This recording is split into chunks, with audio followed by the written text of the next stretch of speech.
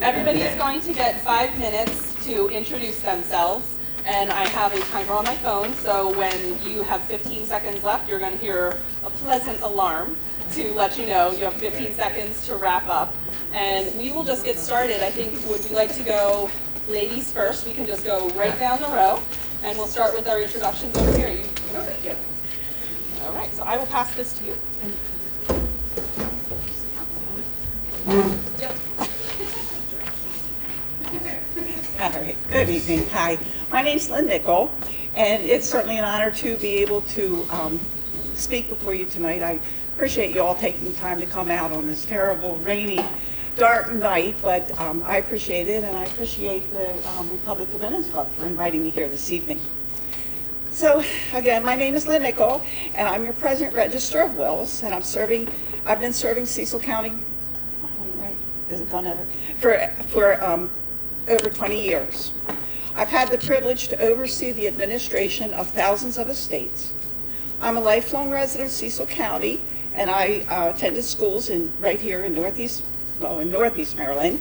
In addition to my paralegal studies, I've attended many courses at the Maryland Institute for Continuing Professional Education for Lawyers, administering estates in Maryland at the University of Maryland School of Law, as well as I've taken courses in accounting, mediation, and emerging technology.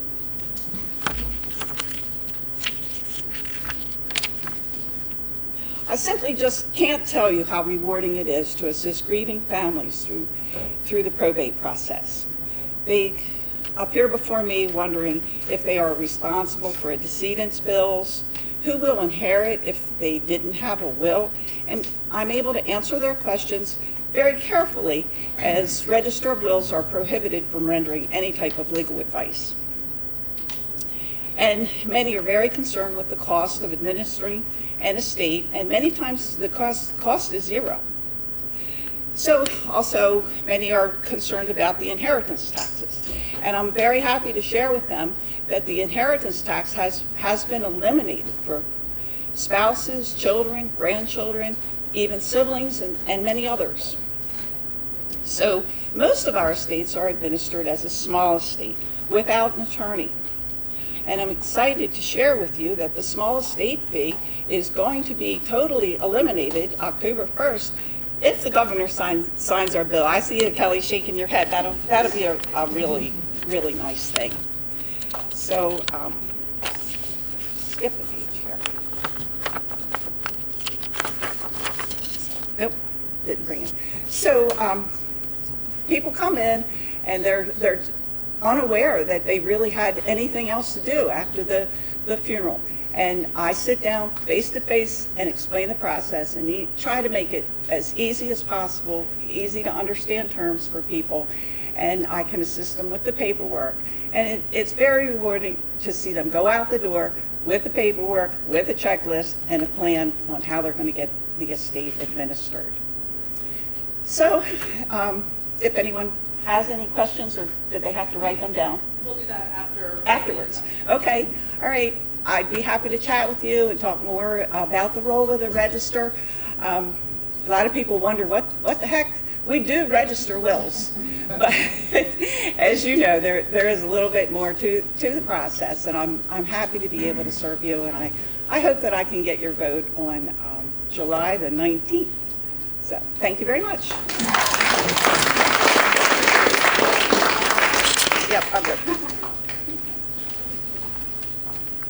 Hello, I'm Maureen Danos, and I thank JT for inviting me here tonight. I'm also running for Register of Wills in the Republican primary.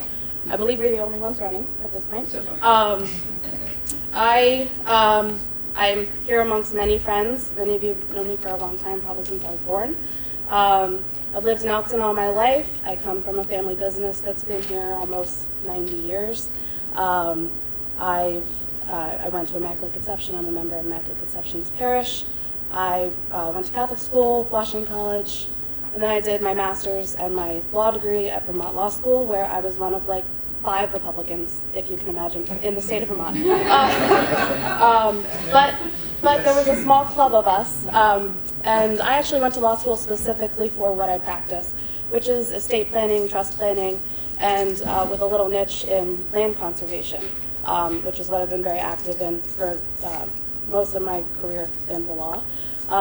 What I practice in, where I work at Brown, Brown & Young, which has offices in Elkton and Bel Air, is estates, trusts, estates administration, and I do business succession planning for small businesses, which is basically to kind of craft your business documents in a way that ensures that if you have business assets that you can leave them seamlessly to your family, which is just something that we've more recently gotten more heavily involved in. Along with my, I do a lot of work for farmers and agribusinesses. I do presentations and estate planning and land conservation seminars for our farming friends in Rising Sun at the Grange, which we used to do regular seminars there until COVID, so I'm hoping that they pop back up again. I've worked at my law firm since 2012. In the middle there, I also clerked. I clerked for Judge Murray here in Cecil County, and I clerked for Judge Carr in Harford County, and I've spent a lot of time in Bel Air, but I've always lived here in Elkton. My work as an attorney has been to meet with families who are still here and concerned about their legacy, their assets, their children, special circumstances with their children. I do a lot of work with special needs families. And my another big bulk of my practice is I serve as a court-appointed fiduciary. I am a guardian of several people in both Harford and Cecil County who have no family. If they are disabled or in a nursing home, I serve as their guardian. I'm a court-appointed guardian. I also serve as a personal representative in many estates that I administer in both counties or in multiple counties throughout the state. So I am very familiar with the estate administration process as well as the other side, the estate planning process, which is the side that you want to see me on because you never want to have a relationship with the Register of Wills if you can help it. We are there to help you if you've lost a loved one, or we are there to administer your estate if you have passed away. So I hope that none of you ever have to come to the Register of Wills office. You never have to use our services if I am elected. But if I am elected, I would be glad to serve you. I take pride in being compassionate, and I would be very excited to fulfill that role on the other side of what I've been doing, which is planning to avoid that office. If you have any questions for me, I will stick around for sure. But thank you again, JT and the council and committee for inviting me tonight.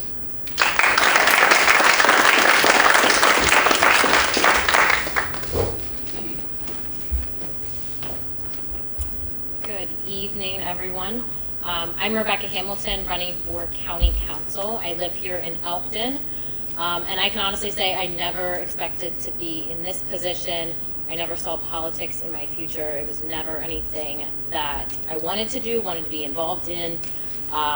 So I think in 2020, like many others across the country, I kind of woke up. No, I didn't say that I became woke. I just woke up to what was happening around me. I had just kind of gone about my business, lived my life, worked to support myself, and I knew enough of what was happening in our country and our world to just be frustrated, but I also assumed that there were good people who were taking care of it, and obviously we know what they say about assuming. So 2020 rolled around, and that frustration in everything that was happening just turned to pure anger out of it. How could it have gotten this bad so quickly? But I realized that what we were seeing was just the demise of our country over the course of decades. It wasn't just over the course of the last 4 years, 8 years. It's been decades that this has been going on. And I found myself at a fork in the road. I could just be angry, I could post memes, I could laugh about memes, I could watch TikTok and just kind of patch everything over with humor, or I could work to change it, I could do something. And I can say that God shoved me down that road of you need to do something. And I just started taking courses on the Constitution, better understanding it, better understanding what biblical citizenship looked like for myself. And then it turned into getting involved in this group and meeting some of what I now consider some of my best friends. And I found myself asked 3 times if I would consider running or if I would ever consider being involved more so. And I just kind of realized that if I needed to change something, I needed to step up and be that change. So to be cliche, if you want to see change, be the change. So there's just so much coming down from our federal and state government that we see right now, and I don't believe that we're at the mercy of them. I don't believe that we have to just say, oh, okay, the state said it, oh, the federal said it, that we have to just go with it. We have that opportunity to hold the line, to take that slippery slope and push back on it as much as we can, to hold back, and I really firmly believe that it's our duty to do so. But I also realize that a lot of the national issues don't necessarily affect our local issues. There's more that we can do at this local level, though, to protect our county, to see the success of our county, than any of those higher levels of government can ever do for us. I think we need to remove a lot of the barriers so that we see our individuals and our businesses flourish within this county, bringing with it jobs and revitalization. We need to allow our entrepreneurs to grow. We need to support and hold our farms. I drive to Delaware every day, and I just am embarrassed by the condition of our roads sometimes. And I see all these warehouses popping up, and I just wonder, how are these trucks getting in and out of these places without causing more issues, without causing accidents? We need to be getting our infrastructure supported by these organizations, by this development, not supporting or not building our infrastructure to get them. So they need to be investing back into our communities, into our towns. Transparency and fiscal responsibility integral to all of this growth. This tax and spend policy that we see, it just doesn't work. So I support the county executive's plans to have balanced budgets every year. I can't blow my personal budget and then turn around and tell my employer, oh, you need to pay me more because I overspent on my own. And the government shouldn't be able to do it to us either. As I have to tighten my budget right now, especially with all of this inflation, the departments that we're funding with our taxes should have to be doing the exact same thing. So if you know me, you know that I am a huge fan of our Constitution. The average Constitution over the course of history has lasted 17 years. We're at 233. We break records every single year. So clearly our founders wrote something that did something good, that means something. And I just think we've stopped reading it. We don't have the civics courses any longer that support it. Instead, our schools are filled with CRT and courses based on the 1619 Project. There's principles of our Constitution that are just stepped on every single day. And my grandfathers didn't fight Nazism, my father didn't fight communism for it to come here in the name of equity and public health. So I will tell you, I have stood against any type of mandate that shuts down our businesses, our churches, our schools from the beginning. And I will not wear the damn mask. I don't care. I'm not going to tell anybody that they have to either. And if anybody forces anybody to get shot that's against their will, you can go see Jesus about that. So I'm not running for this position because there's anything in it for me, except that I just want to take a stand that we the people are tired of policies that don't work. I promise to serve the citizens of Cecil County to the best of my ability, to listen, to learn from you all, because I know I don't know it all, and to just do what's best for us, not me. So I just ask for your support, I ask for your vote, and I thank you all for coming tonight, hearing me listen, and I would be remiss if I didn't ask you for money as well.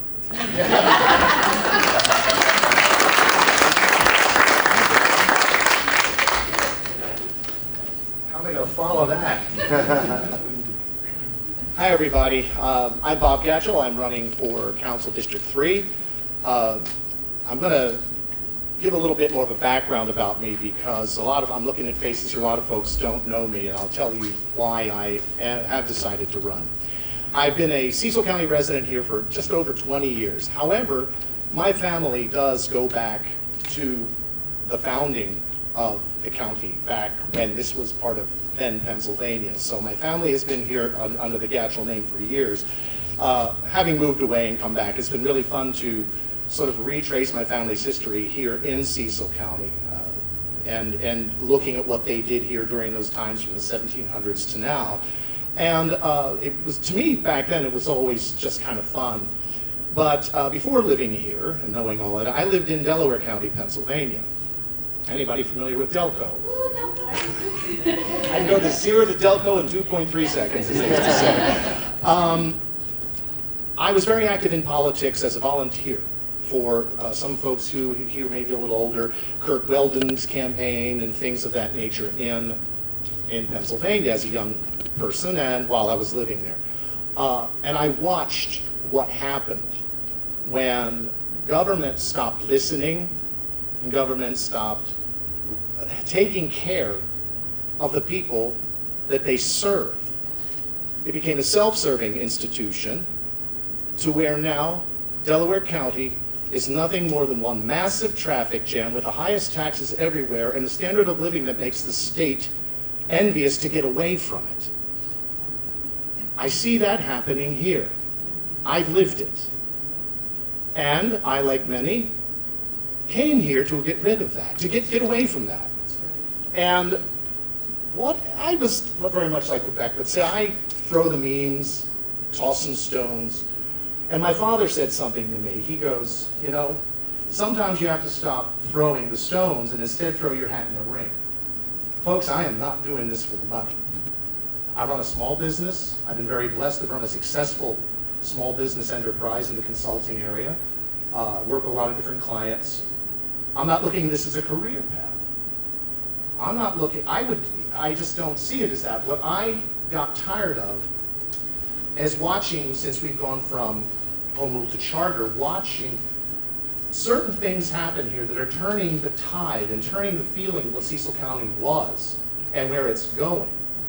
As an aside, yes, I know we need jobs here, absolutely, but we want a county where we can have the people who work here be able to live here. 10,000, 3 million, what was it, 3 million square foot warehouse yet again.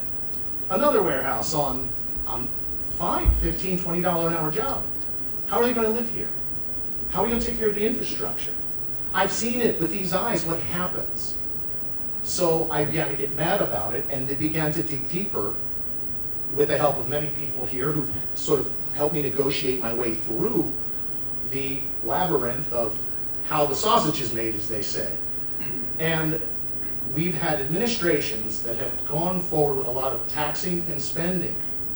And yes, I also support the current county executive in balancing a budget. I run a business. We should treat the county government as a business. But as a business, we also listen to our customers. And I've also watched administrations not listen to the people that they serve. They forget who they work for sometimes. I'm not going to promise you a chicken in every pot or whatever, or we're going to make 10,000 jobs. Anybody that would guarantee we're going to do that can't. My job is to be your voice. I have 2 ears and 1 mouth for a reason. I want to listen twice as much as I'm talking, except for 5 minutes. I want to hear what the citizens and the residents of my district have to say about what they want to see happen in Cecil County, and not just let it fall on deaf ears. We've had situations here in the county where that has happened, related to, does anybody here remember the chicken situation? Oh, yeah. Yeah, exactly. Where it just seems very silly where Baltimore City can have something on an area like this tile, but here in an agriculture community we can't. And it took a lot of extra, is that my 5? 15 seconds. Well, no, now 2, now 2. No, but my promise is, please go to my website. You can look up my entire history. It's as plain as day and out there. But my promise, should I be elected, is to be your voice on Cecil County and listen to you and look at your needs and your questions and concerns first for the betterment of the county. And we won't let, if I'm elected, I will stop everything in my power to stop Cecil County from becoming Exton, Delaware County, or Bel Air. Thank you.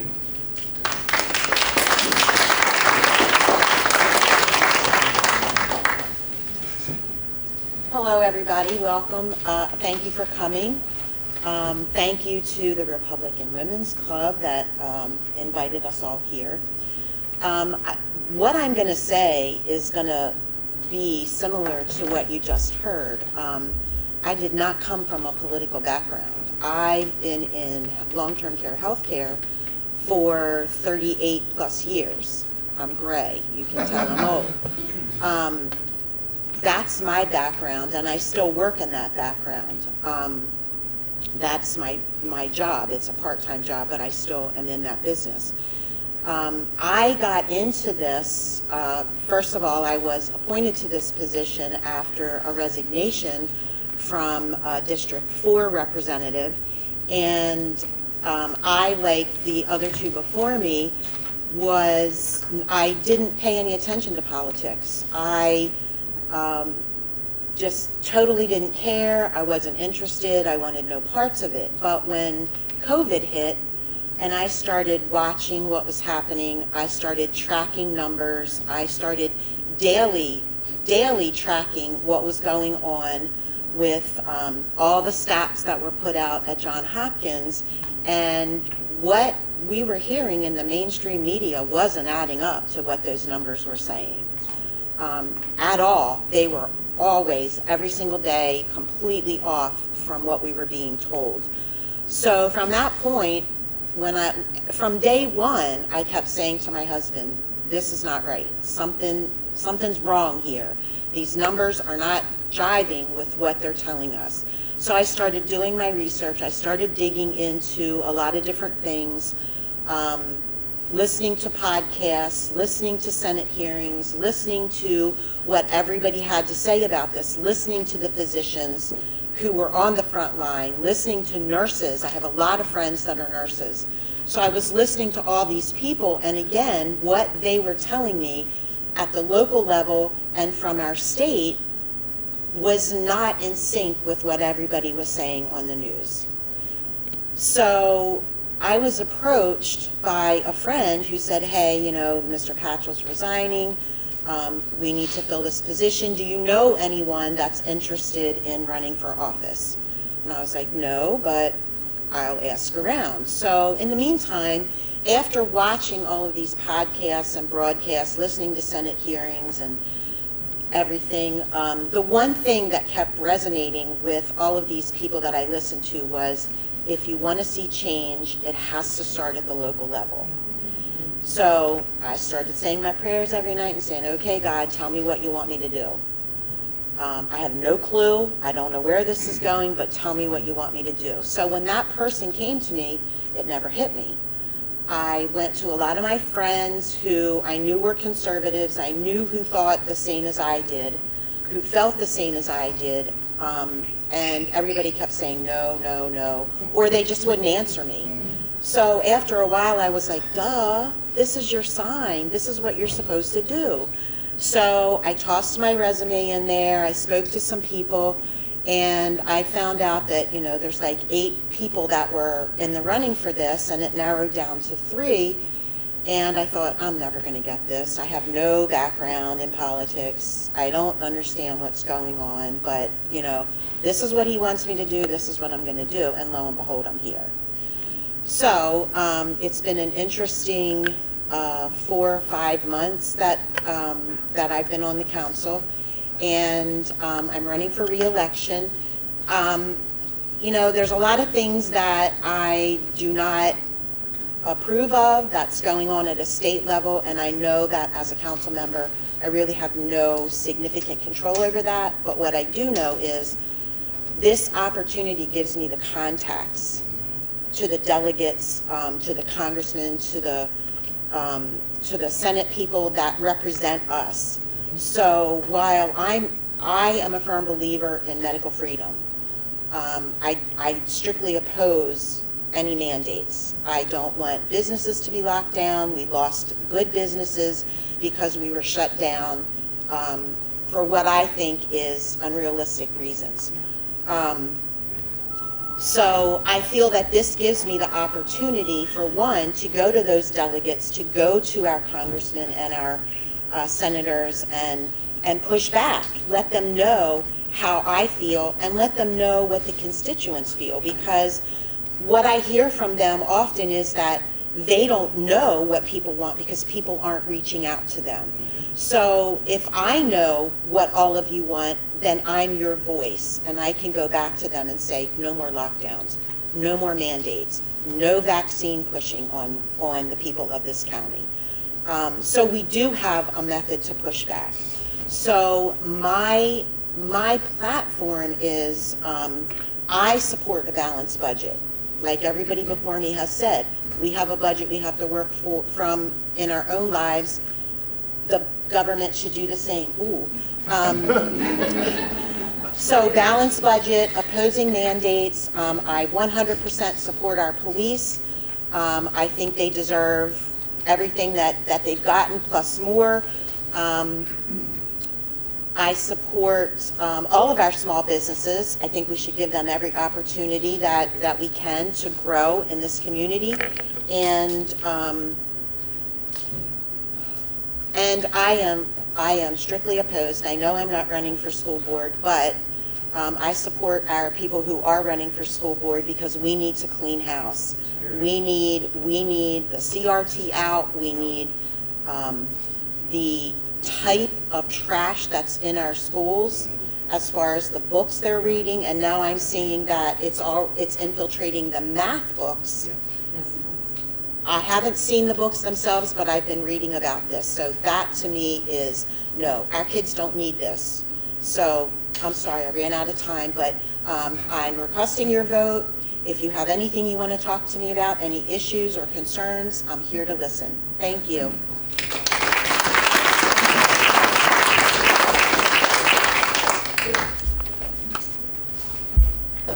That phone is so pleasant, nobody hears it. I'll try and beat the clock. Hi, everyone. I'm Al Miller. Thank you for the invitation, JT, and to the Ladies Club. Thank you for inviting us. I'm running for a re-election for County Council in District 3. I'm a lifetime resident of Cecil County, and I'd like to talk to you briefly about myself and my goals for this county. I want to focus on three areas of interest along with the actions that I've taken and the results achieved over the past 3+ years on the council. Number one and foremost, protect Cecil County's rural history and planning for our future. Number two, building a safe, healthy, and active community. And number three, education excellence.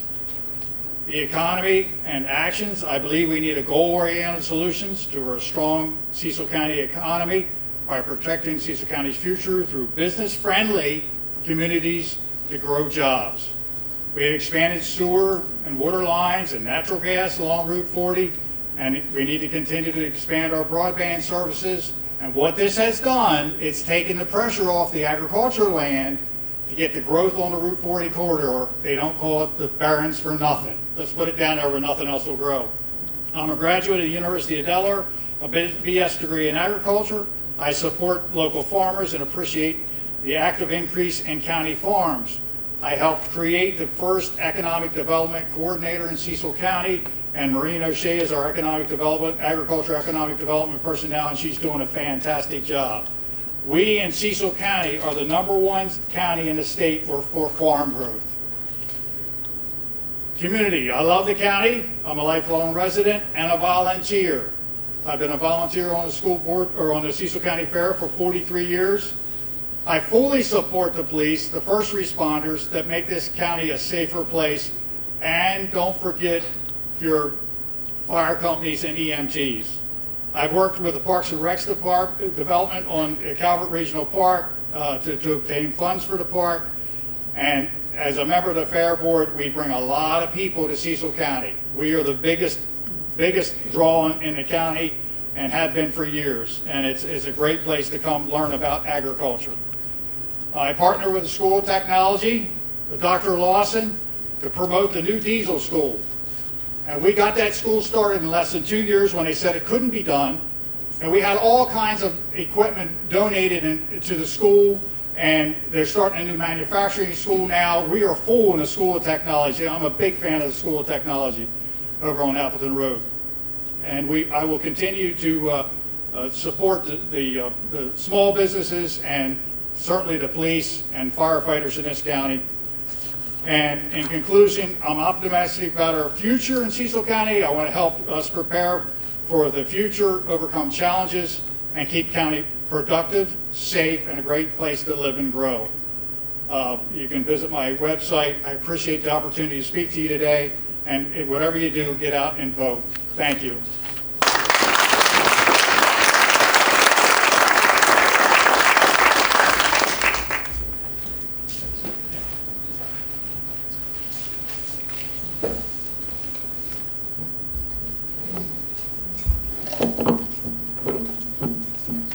Everybody hear me?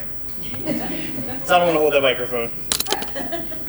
Because I talk with my hands probably too much to, that would be all over the place. So, good evening. I want to thank the Republic of Women of Cecil County for the opportunity to be here tonight. And I want to thank all of you for taking time out of your schedules to come out and join us as well. It's an honor to be a candidate for District 4. And so now the big question is, who the heck is this guy standing up here in front of me that we've probably never heard of his name before? So my name's Donald Givenden. I was born and raised in Havre de Grace, just on the other side of the river. And my parents have a different last name. My stepfather raised me from the time I was about 2.5 years old. His last name is Jobs. So maybe some of you heard some of the decoy carvers. That's my dad, who's raised me since I was 2 years old. I said I was born and raised in Havre de Grace, graduated from Havre de Grace High School. Originally lived in Havre de Grace, but then got married to my wife Kim, who is also, I'm a deputy sheriff in Hartford County, and I've been there for 25 years. We decided we were going to have a family, and we wanted to raise them in Cecil County. So about 18 years ago, we moved to the Red Toad Road area, and then we ended up just about 4 years ago moving into the Cool Springs neighborhood.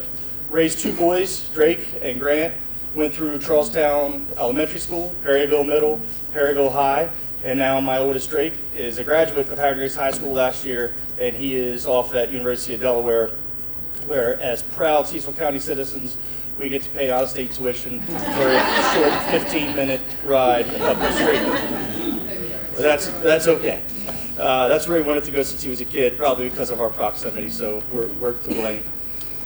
So why am I here? Why am I running for this? So I had the opportunity over the last several years to meet and speak with George Patchell on several occasions. Usually it was at a Perryville football game, standing there. I knew the character that he had and the common sense approach that he took to many issues, and didn't always have to be the loudest guy in the room, but was certainly listening, and when he spoke, usually made sense. So when he stepped down, politics were always an interest of mine, so I decided to throw my name in the hat. So why am I the best candidate? As I said, I've been a law enforcement officer for 25 years, but my public service started before that. Actually, coming up on 30 years. I started as a volunteer firefighter, again, over in Hartford County. It served 2 terms as a vice president for the Susquehanna Hose Company over there, and as a fire ground operations side, made it to the rank of captain. I just believe that I have something to offer. Working for the sheriff's office for 25 years, I've elevated to the rank of major. So I'm 3rd in command. I'm the chief of the Police Operations Bureau. I have been working with or for or around local government for 25 plus years. I'm responsible for a budget just at the sheriff's office in Hartford County that this year will exceed $100 million. I supervise 600 people, and when we talk about a balanced budget, of course that's important. It is your money. It should be run like a business. I have never not submitted a balanced budget for the funds that I've been responsible for during my tenure of being a supervisor. I also have a bachelor's degree in public safety administration just north of here. I went to Newman University, just right outside of Philly, to obtain my bachelor's degree, and I'm currently working on a master's degree from University of Virginia. I'm also a proud graduate of the FBI National Academy. That's a command executive college that takes place in Quantico. It's a 10-week program. I went back in 2016. Less than 1% of all police executives in the entire world get to go. It's about 225 people per session, and that's from all over the world. As I said, I'm responsible for over 600 people. I've always had a balanced budget, and in addition to the budget multiple budgets that I've run, I've also been responsible for several capital projects. That includes everything from the computer systems that go in the car to our newest venture where we are opening another precinct, and that will be coming online in about a year and change, again, on the other side of the river. But I think this experience that I have over in Hartford County, and I've chosen to live here, I want to bring my knowledge and experience to where I live and where I've raised my family, and it's time to start serving this side. Is that my time? All right. So it does go fast. You can take an extra 5 minutes. With me, you get a candidate that knows and understands the process of local government, has budgetary experience, and for decades has made sound decisions. More importantly, in my administrative experience is that I have served and interacted with members of the community on countless issues. It's no secret that our first responders in Cecil County have neglected the sheriff's office, is underpaid, and is understaffed. Sheriff Adams has done the best he can with what he has. As someone that has towed the line with them, I will fight to get them better wages and explore better pension options, such as LEOPS, which would then defer that retirement to the state and alleviate Cecil County to some degree. I will support our teachers and believe that public safety and education go hand in hand to have a safe and productive community, and that includes the college and library system, and the workers who were neglected in last year's budget. Without public safety and education, we have nothing. As I stated earlier, I consider an honor to be your candidate for District 4, but if you're looking for a politician that provides lip service without results or has to be the loudest guy in the room, I'm not your guy. But if you want someone that has conservative values, will ensure your tax dollars are spent wisely, is pro-First and Second Amendment, believes in smart economic growth while preserving our agricultural heritage, and cares about providing quality services to the citizens of Cecil County, then I am your guy. I thank you all for coming out and appreciate the opportunity to speak to you tonight.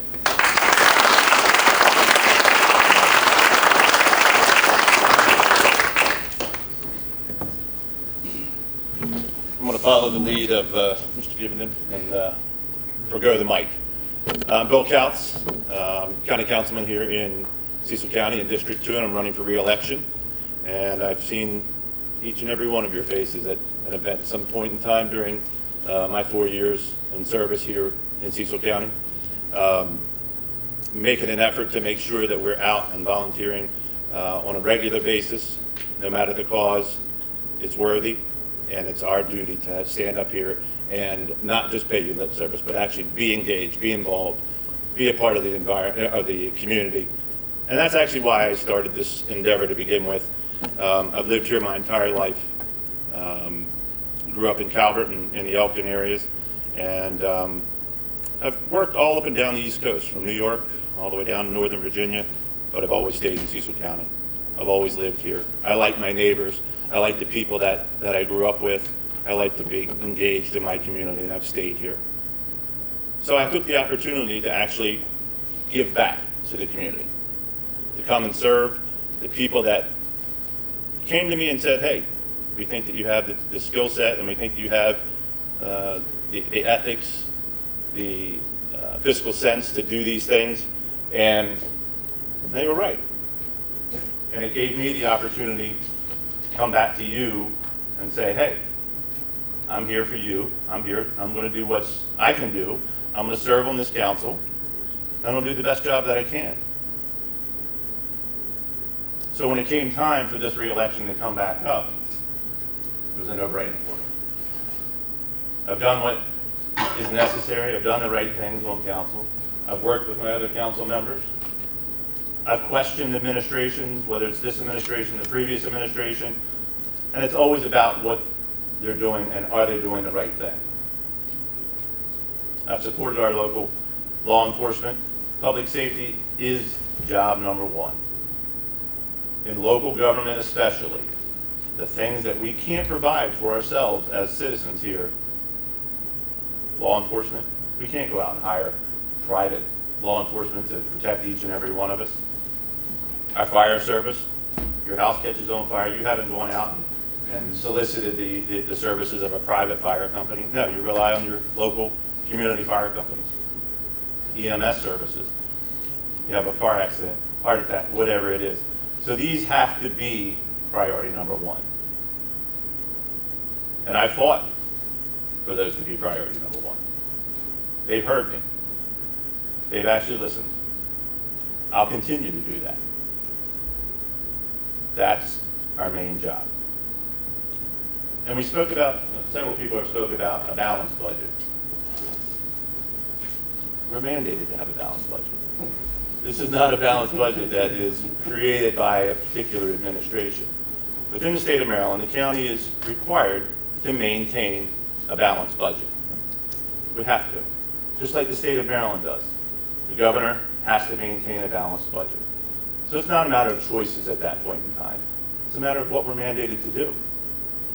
What we have to look at is where are the revenues coming from that are going to support the services that we have to have as a community and a county. We have to have our law enforcement. We have to have our fire services. We have to have our EMS. We have to have our education. We need our libraries. We need quality of life. We need infrastructure. We need economic development. Economic development drives all of these things. They pay the bills. They bring tax base here. Businesses pay exponentially higher taxes than you do residentially. And we don't want you to pay higher taxes as a resident here in Cecil County. We want to grow the tax base organically so that we can support the infrastructure. We're going to grow. There's no way around that. This county is going to grow. We're on the I-95 corridor for the last little green spot. If you look at the satellite shot of the East Coast and you find the I-95 corridor, Cecil County is that little green spot. If we don't grow responsibly, we will grow out of control. Government needs to manage that process. I'm involved in that now. I want to be involved in that again. I'll ask for your support. I've supported you, so I'll ask for your support and your vote on July 19th. And we'll put county council back where they need to be, and we'll take charter government to the place where it's designed to be. Thank you for having us out tonight. Thank you to the Republican Women's Club of Cecil County. Thank you to all the candidates for coming out here tonight. This is not an easy thing to do. And we look forward to talking to you soon. You can always get in touch with me.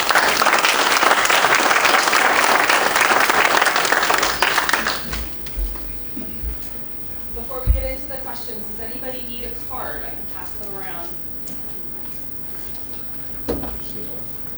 Yeah. Here, can I ask you to pass that back and disperse?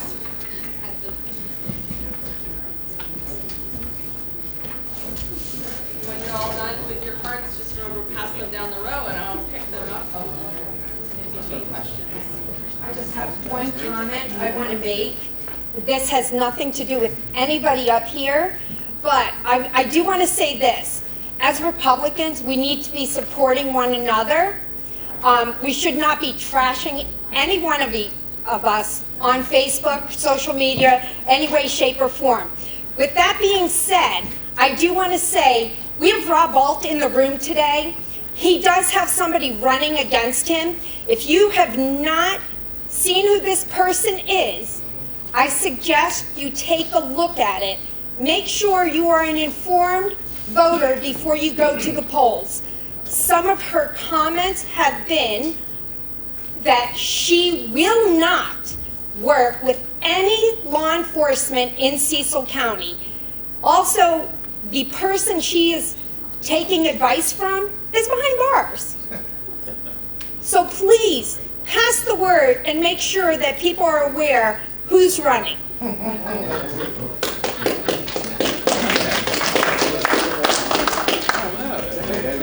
making the donation tonight. I like rocks where they're evil twins. That's right. Like Knight Rider. Yes.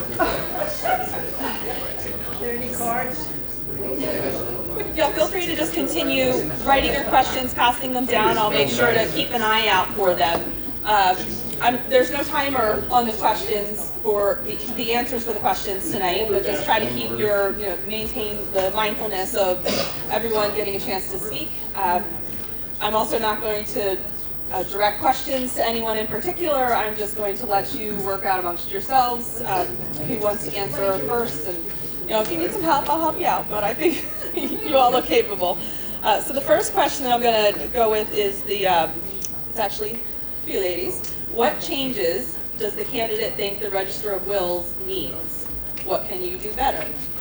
So we'll start with that, whoever would like to.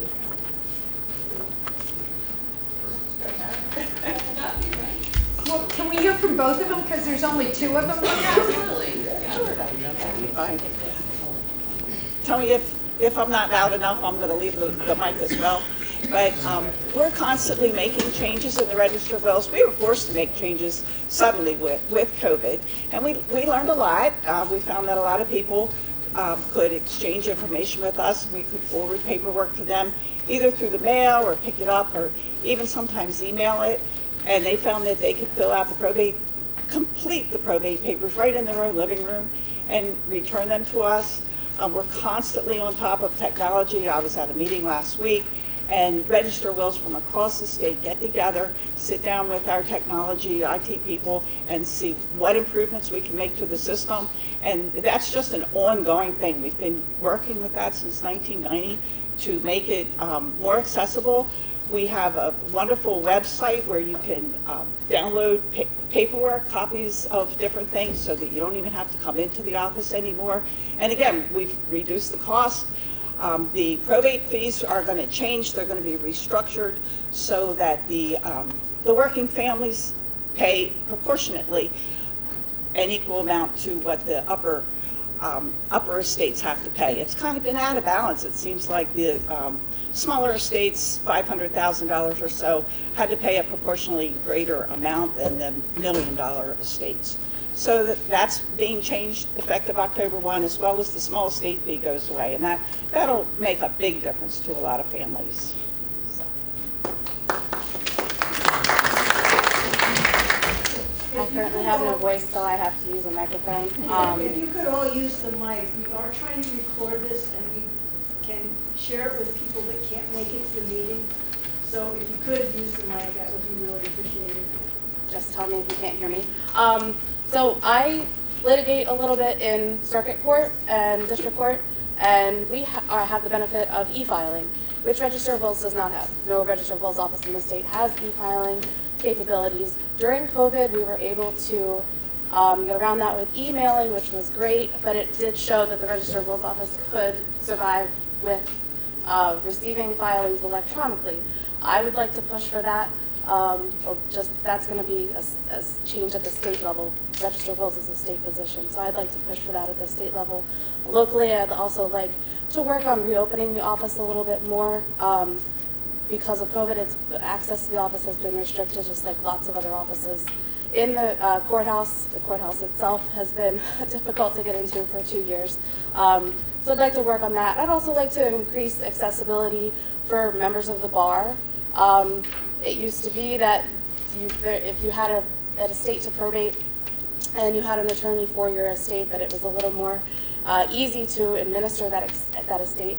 It hasn't been the case, and that's statewide, but I just would like to try to work with local attorneys more so that we can hear back from them on a more formal basis or a more regular basis, and know what's working and what's not working, and really listen to the people that we serve. Because like I said, we only see you at either your worst point of grieving a loved one, or we see you when you're on the other side.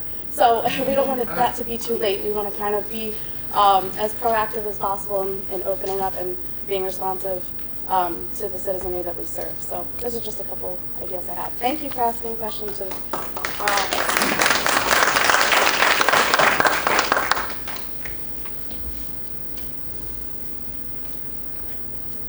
You saw me sorting over there perhaps. So I have a handful of questions that are very similar, and so I'm going to try to consolidate and do my best. I'll read as much as I can. So these 3 cards that I have in front of me right now are about the budget, basically. We're just going to jump right into that. So we've got 3 different questions. Do you or will you vote to support the county executive's proposed tax cut in the current budget? And after 2 consecutive executives pass deficit budgets or tax and spend bloat budgets, we now have an executive that has passed or proposed balance or surplus budgets. Are you in favor of continuing this trend? And then, somewhat related, do you think county purchases over $100,000 should be brought before the council? And I'm going to say there's also some questions that are specific to law enforcement funding, so I was saving them for next, but do your thing. Who would like to jump in first? Sure, I will. Go over this topic one more time. Okay. For everyone's benefit, how's that?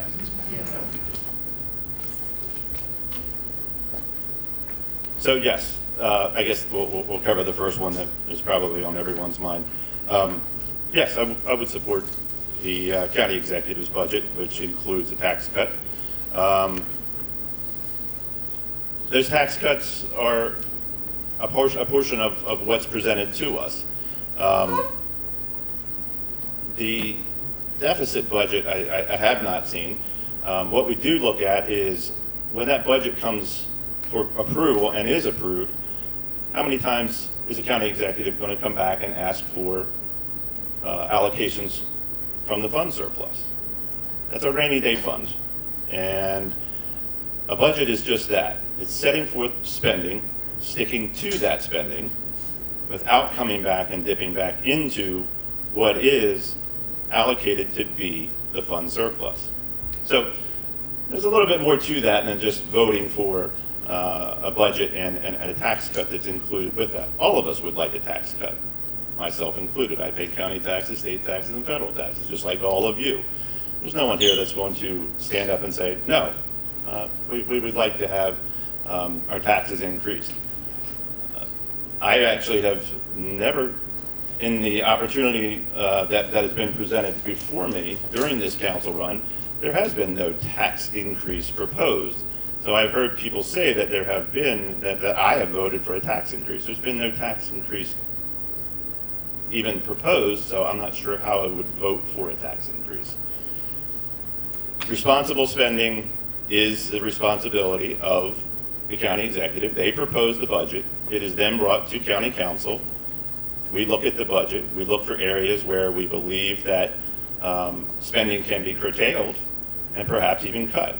We have no ability within the county council, within the charter, to increase spending. The budget has to remain balanced, and the only thing we can do is cut from the budget. So I think that answers that question for you. Anyone else?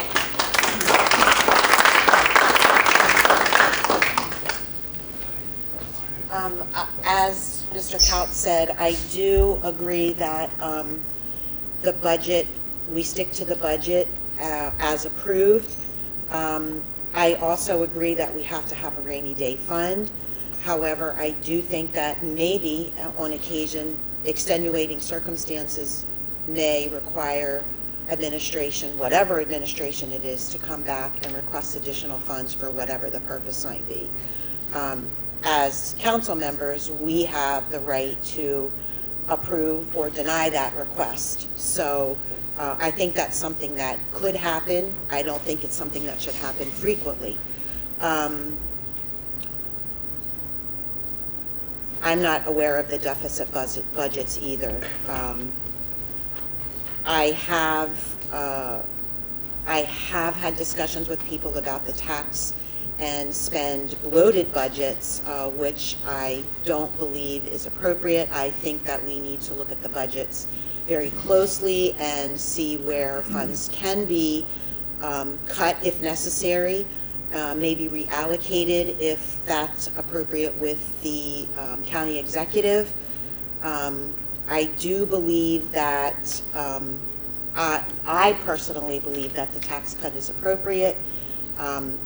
I believe that we should have a surplus, a budget surplus for the rainy days, but I don't think it should be so huge that taxpayers are bearing the burden of that with increased taxes. So I fully support the tax cut as well.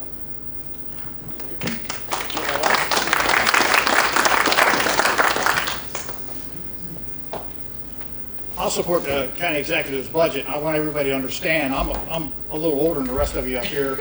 I remember we had county commissioners, 3 people trying to get anything done, and we never hardly got anything done. And I think the charter form of government has been great for Cecil County, and I still think that the county executive ought to be in charge of the budget. And if that's the way they want it, then that's the way we're going to do it. We're going to have to help them work around it. Now, as far as increases, one of the problems we have is, I told you, we're #1 in the state of Maryland in Cecil County agriculture. And sometimes we get assessed, and that assessment comes from the state of Maryland. It does not come from Cecil County. And sometimes the assessments go up, and it looks like you are paying more, but that's because of the assessment of the property. So just so everybody knows, none of us want to raise taxes. I guarantee you that. We all cut it. In fact, we all like to cut it a lot more. We get more economic development, we get better, we'll cut it even more. Thank you.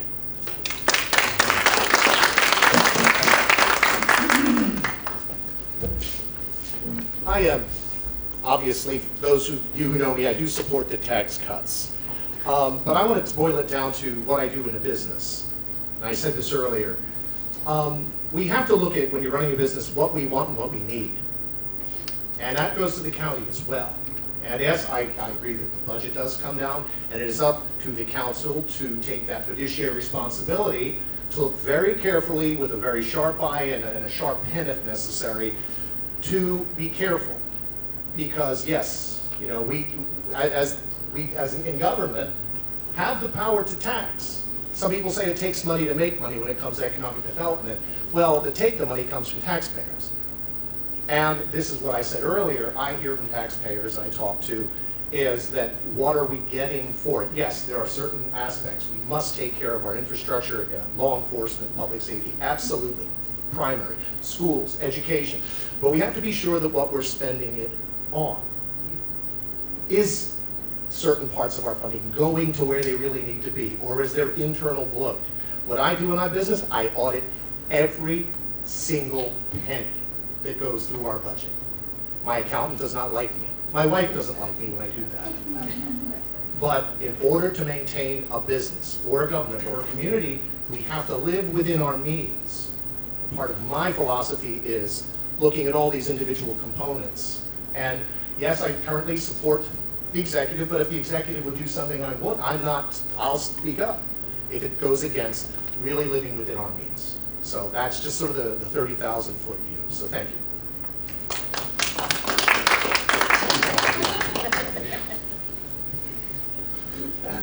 I would just say that, of course, I would support the tax reduction in the taxes. That goes without saying. There's one comment I wanted to kind of say. The county executive does put forth the proposed budget, and as someone said, that, you know, we cannot add to it to make it what we feel right. It's only cut. And I do agree that there's never going to be a time where the county executive, during extreme circumstances, maybe wouldn't come back because there needs to be additional funds because of some type of emergency, some type of disaster, and an intermediate thing.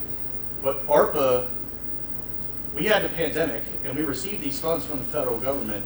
It's our job to make sure they're being used responsibly and correctly and for the right thing. Because if they're not, it's you have the money now, but when the clouds go away or the sun's not coming back out and that money's not there anymore. So it should be used for things such as salary or positions because it's here today, but it's gone tomorrow, and that's going to leave the taxpayers with the bill to pay in the future.